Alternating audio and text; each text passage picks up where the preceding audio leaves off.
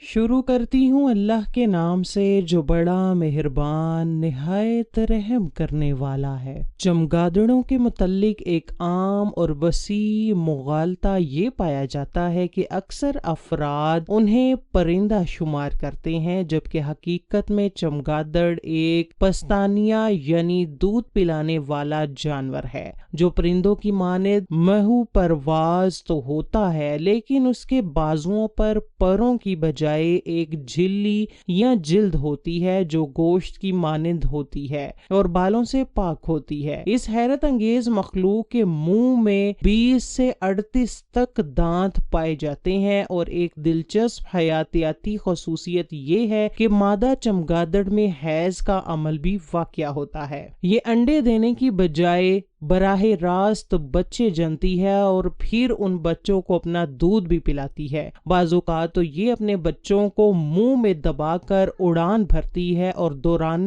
پرواز ہی اسے دودھ پلانے کا بھی اہتمام کر لیتی ہے۔ عموماً ہر سال یہ ایک بچے کو جنم دیتی ہے، تاہم چمگادڑوں کے بعض ایسی اقسام بھی موجود ہیں جو ایک وقت میں 3 سے لے کر 7 بچوں تک کو پیدا کرنے کی صلاحیت رکھتی ہیں۔ کہا جاتا ہے کہ چمگادڑ انسانوں کی طرح ہنسنے کی آواز نکالتے ہیں اور اس کا طریق پیشاب مویشیوں جیسا ہوتا ہے۔ چمگادڑوں کی عمر بھی کافی طویل ہوتی ہے، عام طور پر ان کی اوسط عمر 10 سے 20 سال تک ہوتی ہے، لیکن کچھ اقسام کی عمر 41 سال تک بھی ریکارڈ کی گئی ہے، جبکہ بعض روایات میں تو ان کے ہزاروں سال تک زندہ رہنے کا بھی ذکر ملتا ہے، جو شاید مبالغہ آمیز ہوں۔ چمگادڑیں زیادہ تر گرم مرطوب علاقوں میں سکونت اختیار کرنا پسند کرتی ہیں، کیونکہ سرد موسم انہیں زیادہ راس نہیں آتا۔ دن کی تیز روشنی میں چمگادڑ کی بینائی متاثر ہو جاتی ہے یا دھندلا جاتی ہے، اس لیے رات کے وقت اپنے راستے کا تعین کرنے اور شکار کے لیے یہ باز گشت کے ذریعے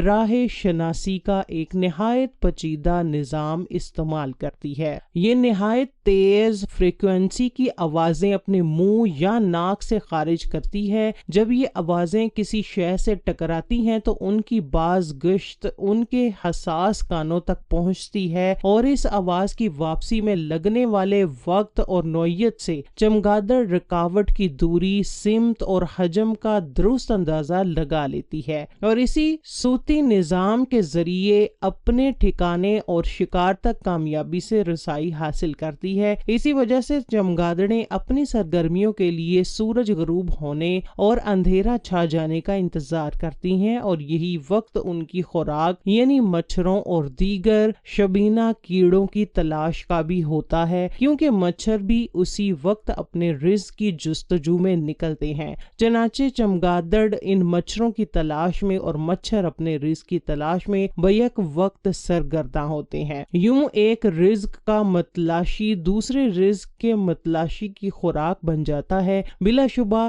اس ذات پاک کا کوئی بھی تخلیقی عمل حکمت و مصلحت سے خالی نہیں ہے۔ ایک محتاط اندازے کے مطابق ایک چمگادڑ ایک ہی رات میں 4000 سے 11000 تک کیڑے مکوڑے خصوصاً مچھر اور مکھیاں چٹ کر جاتی ہے۔ ماہرین حیوانیات کے لیے یہ بات بھی باعث حیرت بیان کی جاتی ہے کہ چمگادڑیں مبینہ طور پر دہن کے ذریعے جنسی فعل انجام دیتی ہیں، اور کہا جاتا ہے کہ یہ خصوصیت دیگر جانوروں میں نہیں پائی جاتی۔ بعض مفسرین اور مذہبی روایات کے مطابق چمگادڑ کو حضرت عیسیٰ علیہ السلام نے اللہ تعالیٰ کے اذن اور حکم سے تخلیق فرمایا۔ انہوں نے مٹی سے چمگادڑ کا ایک مجسمہ تیار کیا اور پھر اس میں اللہ کے حکم سے روح پھونکی، جس پر وہ زندہ ہو کر ہوا میں پرواز کر گئی۔ دوران پرواز چمگادڑ حیرت انگیز پھرتی سے جس طرف چاہے مڑ سکتی تھی۔ اس کی خوراک میں عموماً مچھر، مکھیاں اور مختلف درختوں کے پھل شامل ہیں۔ دنیا بھر میں چمگادڑوں کی 1200 سے زائد اقسام دریافت ہو چکی ہیں، اور ان سب کے مزاج، عادات و اطوار اور خوراک ایک دوسرے سے مختلف ہوتے ہیں۔ ان میں چمگادڑ کی ایک ایسی قسم بھی ہے جو انسانوں اور دیگر جانوروں کا خون چوستی ہے، اور ان کی خوراک صرف اور صرف خون ہی پر مشتمل ہوتی ہے، جنہیں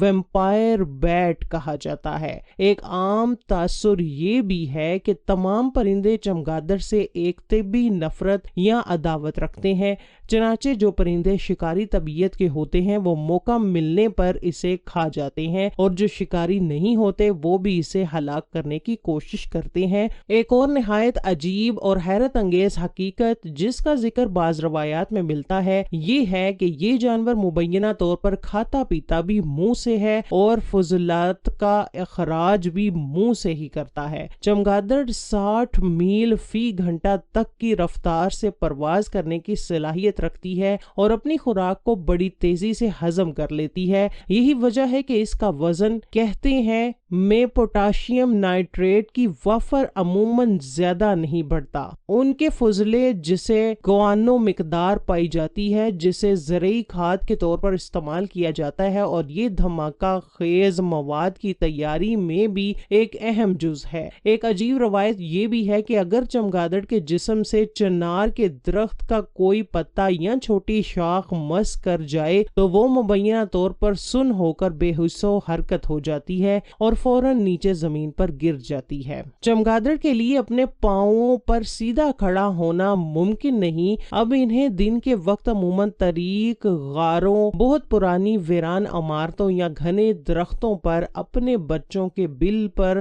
سر نیچے کر کے لٹکے ہوئے دیکھتے ہیں، اور وہ اسی حالت میں سوتی ہیں، اسی حالت میں فضلہ خارج کرتی ہیں، اور یہ کئی مہینوں تک اسی طرح سوتی رہتی ہیں۔ جب یہ طویل نیند سو رہی ہوتی ہیں تو ان کے جسم کا درجہ حرارت بعض اوقات نقطۂ انجماد یعنی 0 ڈگری سیلسیس تک پہنچ جاتا ہے۔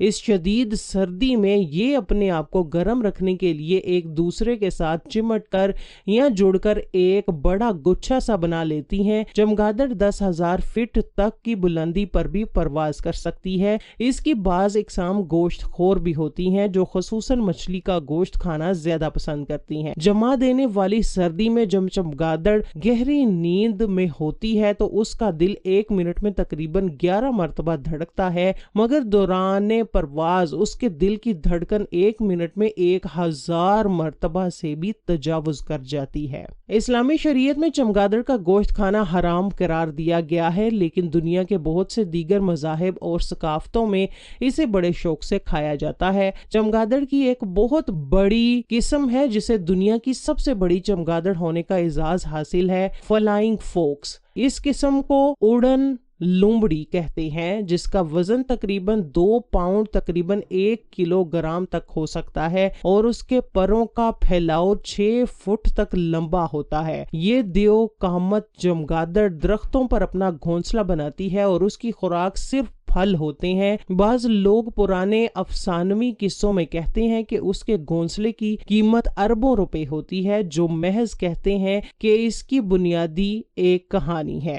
ایک چھوٹی قسم کی چمگادڑ جسے ویمپائر بیٹ خوراک انسانی اور حیوانی خون ہے۔ ویمپائر بیٹ جب کسی انسان یا جانور کا خون چوستی ہے تو وہ اپنے لعاب کے ذریعے ان کے جسم میں کچھ زہریلے یا بیماری پھیلانے والے مادے بھی منتقل کر سکتی ہے، جس سے متاثرہ انسان یا جانور کو پہلے ہلکا بخار، شدید سر درد اور سانس لینے میں تکلیف جیسی علامات ظاہر ہوتی ہیں، اور اگر بر وقت علاج نہ ہو تو آخر کار وہ دم گھٹنے یا کھانا پینا ترک کر دینے کے باعث مر بھی سکتا ہے۔ ویمپائر بیٹ کی ایک خاصیت یہ بھی بیان کی جاتی ہے کہ وہ اکثر یتیم بچے پالتی ہے، یعنی وہ اپنے بچوں کے ساتھ ساتھ دوسرے چمگادڑوں کے لاوارث بچوں کی بھی پرورش کرتی ہے۔ ماہرین اور قصہ گو حضرات کے مطابق ماضی میں چمگادڑوں کو منفی یا شیطانی کاموں اور جادو ٹونوں کے لیے بھی استعمال کیا جانے کے لیے روایات ملتی ہیں، مگر اب یہ سلسلہ تقریباً ختم ہو چکا ہے۔ تاہم آج بھی کینیا کے بعض دیہی علاقوں میں جن لوگوں کے گھروں کے دلانوں میں چمگادڑیں بسیرا کرتی ہیں، ان مکینوں کے بارے میں عام لوگ یہ گمان کرتے ہیں کہ وہ جادوگر ہیں